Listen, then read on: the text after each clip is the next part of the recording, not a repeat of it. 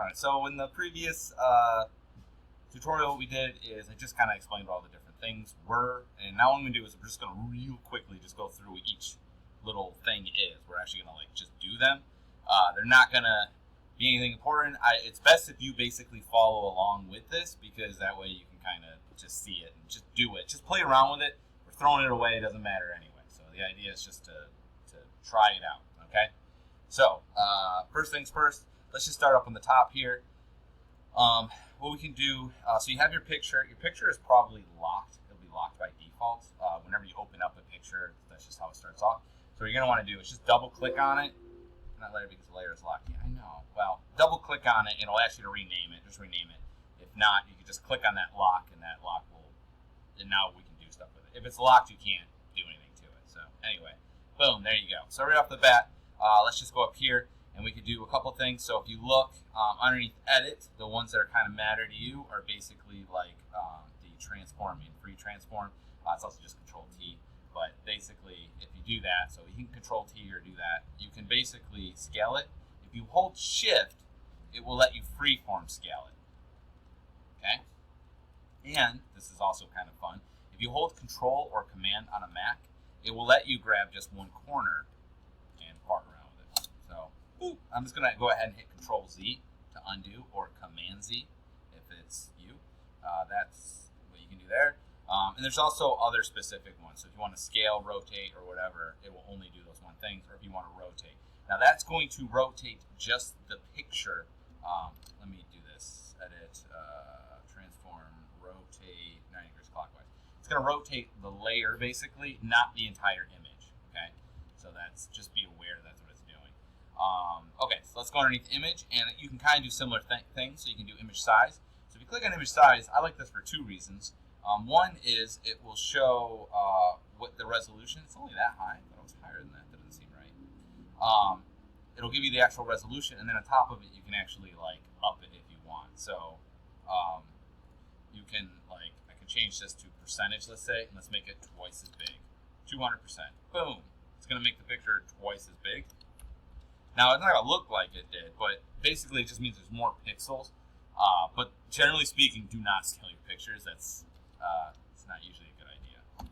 Okay, and then another one that's actually going to be super useful for when you do your assignment such are these adjustments. There's a whole bunch of them here. I'm not going to go through them all, but just play around with them.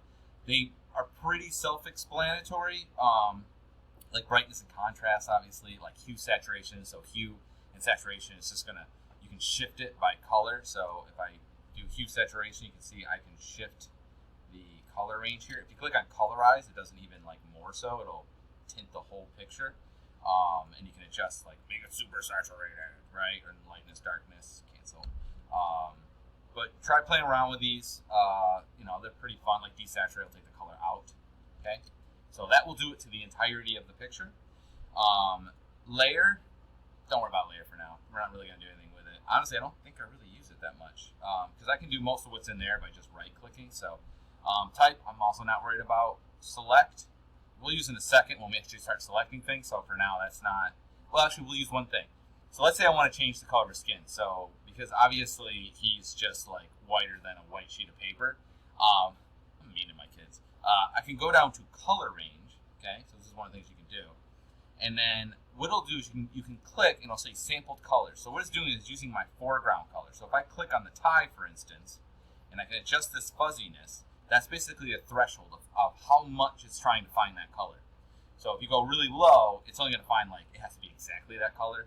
And if I go like really far, it's got to just be kind of close to that color, right? So you can kind of see it's going to try to grab basically his hat, his eyes, and the tie, because those are all roughly in the same spectrum.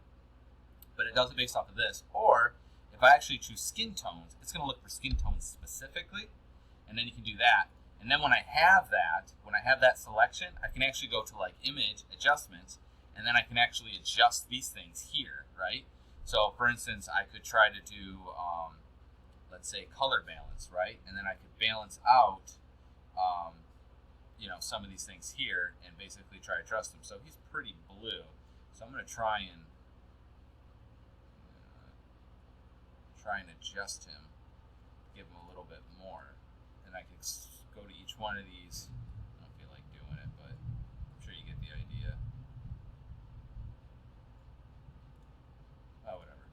right? And then I'm just going to do my deselect. So I'm going to go to select and deselect, okay? Or you can hit Control D. But anyway, so that's color range. You can see what that did, right? So if I Control Z, you can see he was much paler before. If I do Control Shift Z, or is it Control Y? What is it in here? What's redo? Edit. Redo is Control Shift C. Okay, well, it didn't let me redo. Anyway, yeah, so that's that. Filter is another one that you're going to want to just kind of explore. So I can do all sorts of neat things in here.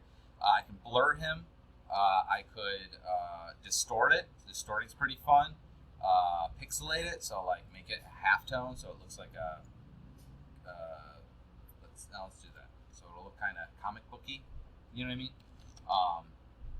But try to play around with these. There's all sorts of different ones. I could render clouds. These aren't actually that useful, but like sharpen it. You can see these stylized. So like let's say I want to emboss it. That gives a kind of a neat looking thing.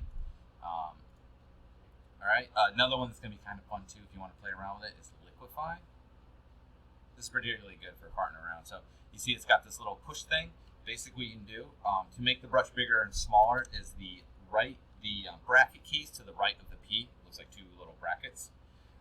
They'll make the brush bigger or smaller. But basically it allows you to like distort. It looks like Nigel or something. I don't know. We're gonna go with it though. I like it. I'm keeping it. That's worth keeping.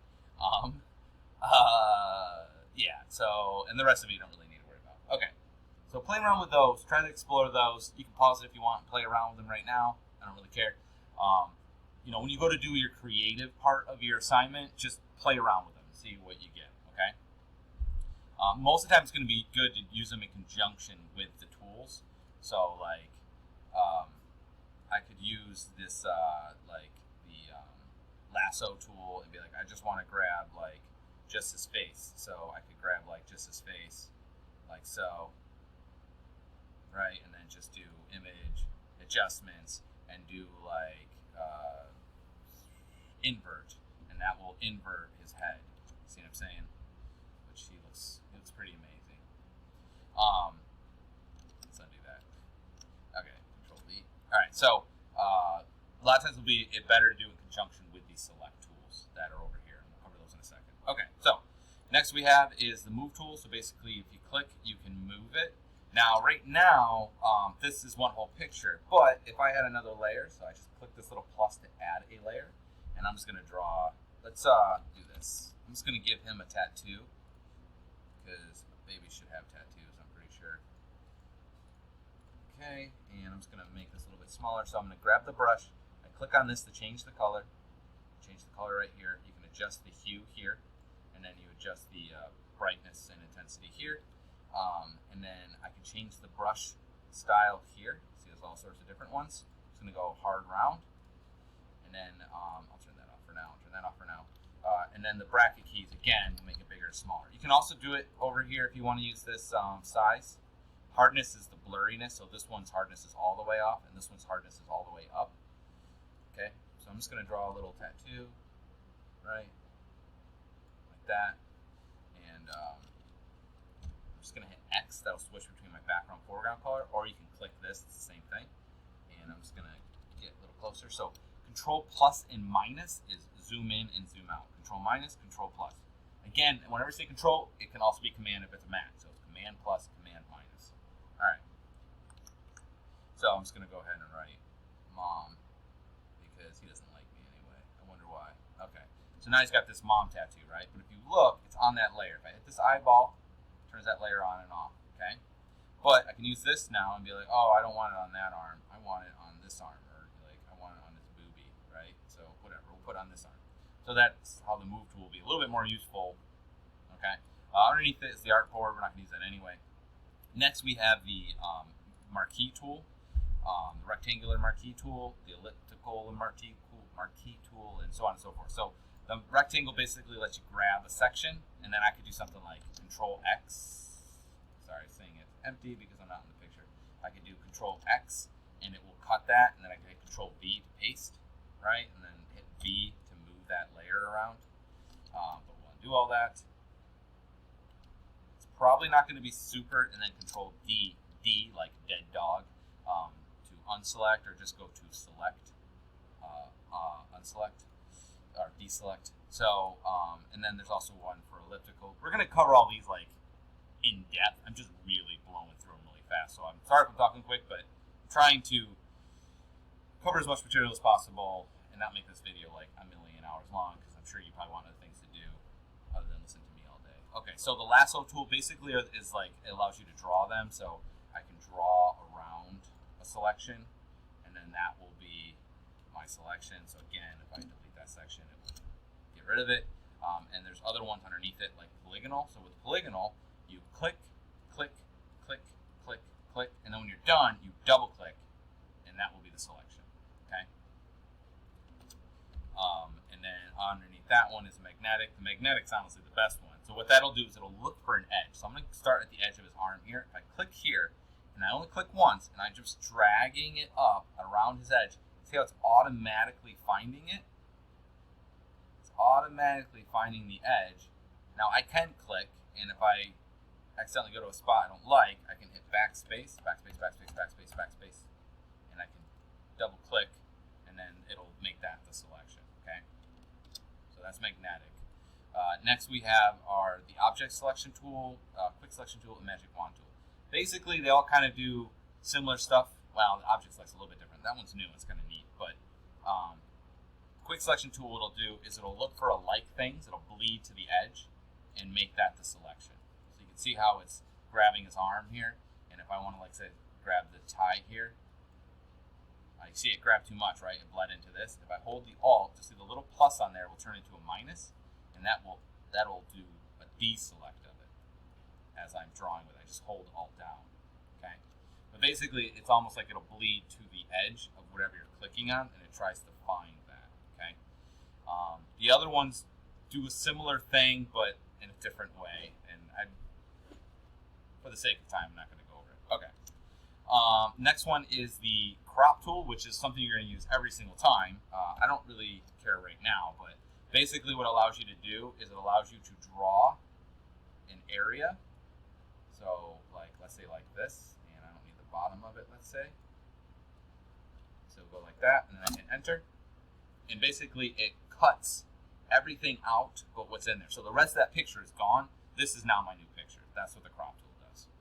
And anything underneath it that I care about? Nah, we don't need those right now. We don't need the rectangle frame tool. This is the eyedropper. So basically I can eyedrop a color. So like, let's say I like this tie color. I can click on it. I can click on this red color. I can click on whatever color I want to sample, and then that will become my color here. So like, let's say I want to use that and I want to brush something over here. That's what it's for. It's just basically it samples the color that you click on, and that fills what the current foreground color is. Stamp tool is fun. Basically, we'll just do the clone stamp one. What it does is that you hold Alt, and you see a little target symbol will pop up. See the target symbol? I can click on this eyeball. Now watch. See how like it looks like it's floating around? And then what I can do is if I click, and if I draw, it's going to draw. I don't know if you can see the little target still up there where his eye is. It's drawing that as I'm drawing here. So it's almost like a copy and pasting button. So I'm just going to draw a nipple there. Okay, so that's the clone tool. I don't use the history brush tool. Eraser is probably pretty obvious. So let's say I'm like, oh, mom doesn't like the tattoo. I can just erase that right there. Okay. So it just erases pixels. This is the fill tool. So what that does is it fills areas in. So let's say, again, I'm on that tattoo. You can see that there's a closed area here. I can fill that in with a color. So let's say, let's fill it in with this blue. So I'll click in there, and it will fill to the outside line, as long as you're not bad at grabbing it. But apparently I'm bad. There you go. You get the idea. Anyway, that's what the fill tool does. The gradient tool does something kind of similar. This is the smudge tool, which will smudge the picture. So I don't know why I have it set up to this. Let's just do a regular old brush here. It looks kind of like liquify, but come on. It's kind of like liquify, but you'll see it blurs at the same time. No, that's not. Let me do it on the picture. See what I'm saying? Like, see how it's blurring it? It's not the same thing. Liquify is better if that's what you're trying to do. I used to use it for Photoshop editing because they didn't have Liquify, but it distorts the image pretty bad. So, but that's what the smudge tool is. It's like you're taking your finger and rubbing it. Okay. And then the blur tool will literally blur an area. So you can see I'm blurring out his nose. Okay. And then the sharpen tool will sharpen an area, and so you can see his eye becomes more. Basically, it's like kind of looking for edges and making it more high contrast in a way. Okay. Dodge and burn and sponge. So dodge, burn are lighten and darken. So dodge will lighten something. So let's say this is too light. Burn will burn something. So it's hard to burn white, but let's see if I'm just going to keep doing it. Exposures is really low, so I'm going to up the setting on that. And, it's also mid-tone. Let's try highlights. That might get me better. That's just making it like black. The reason why it's doing that is because it's basically white, so to make white darker, it would just be towards gray. So, anyway, that's what that does. Sponge does the same thing, but it does it with color. So I can either saturate or desaturate. So meaning I'll make it more gray or make it more brilliant. The pen tool, I would just leave that alone for now. We'll do a lesson on that later on, but basically it draws lines with the Bezier curve, but quite frankly, you will hate it. Text tool, basically you click, you can write type, you have your settings here. There's even more settings if you go to the window, and you go to, where are you, character, and then you can see more settings too, as well as paragraph here. This will draw shapes, so there's a rectangle tool and various other ones. Just when you go to use it, there are two ways that it can draw. It can either draw it as a vector or as a raster image. A raster image, we're going to cover this later on, means basically that if you look at this picture right now, it is made up of what we call pixels. Okay, so see how there's a million little squares. Each one of those is a pixel, stands for a picture element, and each one of those have basically color information. It's an RGB, right? When you do a vector graphic, what it does is it doesn't use that. Instead, what it does is it draws. Let's just draw a vector here. It has points, so meaning it will have these points here, which you can then into a regular path. Yeah, sure. It will draw them into a point, and then it will draw up that from there. Okay, so it's mathematic basically. It's a vector. So if you think vectors, right, is an x, y, z coordinate, or just x, y because it's 2D. Basically, it draws the image based on vectors. Okay, so but when you go to do it, you probably are going to want to. Hang on a second. Okay, yeah, that is there. All right, we're going to get rid of that guy. You're probably going to want to. Oops, I got rid of the tattoo. I meant to get rid of this. You're probably going to want to make sure the setting for this is not on shape but on pixels. What that'll do is it'll actually draw the square in pixels, not as a vector, because you probably don't know how to manipulate vectors yet, so that's why. All right, now the other thing that you might want to do is this. So Control plus and minus, zoom in and out, is the zoom tool here.